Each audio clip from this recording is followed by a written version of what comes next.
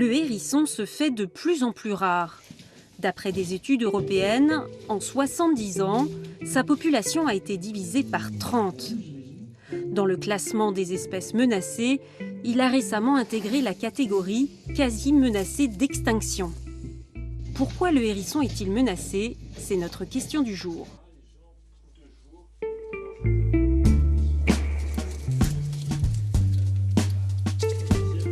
Hello les petits loups. Oh, c'est bien. Faire sa crotte dehors. Voici 3 frères et sœurs retrouvés à Pordic, à côté de Saint-Brieuc, dans un nid de hérissons détruit. Pendant plusieurs semaines, ils ont été élevés au biberon par Catherine et son mari. Oui, c'est du 6h du matin à 22h, ouais. Toutes les 3 heures. Le plus petit qu'on ait eu, c'est 15 grammes. Une pièce de 1 euro. Hein? Et qu'on a sauvé, bien sûr. Épaulés par une vétérinaire, Catherine et Claude soignent les hérissons depuis 6 ans. Ils leur sont confiés par la plateforme SOS Faune Sauvage Bretagne, qui reçoit les signalements des particuliers. Une fois sortis d'affaires, après une blessure ou après un grave affaiblissement, les petits mammifères rejoignent les gîtes du jardin. Il y a dedans de la paille, on met du sopalin, quelque chose qu'ils ont connu dans la cage, leur odeur un petit peu, et donc ils ne ressortiront que la nuit pour aller manger au resto. Il y a une gamelle d'eau, nettoyée tous les jours. Au bout de 15 jours, on ouvre un panneau. Ils sortent au rythme qu'ils veulent. Et alors, à eux la liberté. Et aussi une flopée de dangers. Voitures, robots tondeuses, chutes dans des piscines ou dans des cavités, débroussaillage au pied des haies sans vérification préalable. Le hérisson, son problème, c'est que comme il vit la nuit, on ne le voit pas. On ne pense pas à lui. Enfin, l'invisible, on n'y pense pas, quoi. Hein, même s'il est dans les cœurs, parce qu'il aimait le hérisson.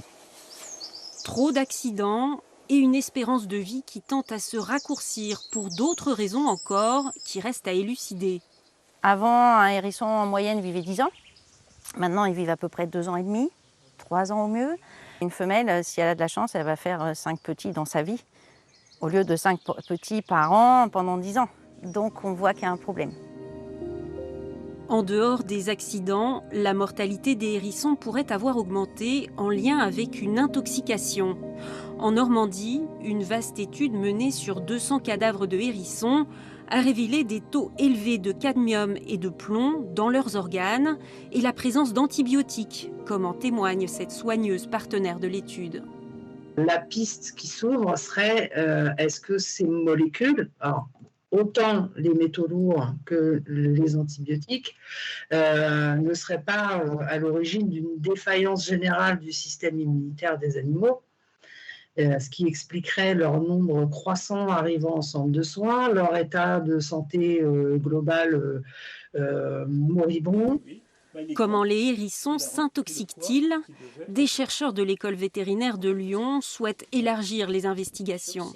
En attendant, la perpétuation de l'espèce est au cœur des préoccupations. Dès que je le tiens un peu, il se met tout de suite en boule. Et il a les pics qui sont extrêmement toniques, il n'a pas les pics qui sont mous. Ça veut dire qu'il est bien hydraté. Il est important de remettre dans la nature des hérissons costauds. Genre celui-là. Mais pour qu'ils aient une chance de laisser un bon patrimoine génétique. Les propriétaires de jardins, quant à eux, peuvent donner un coup de pouce à l'espèce en aménageant des passages dans les clôtures pour que le hérisson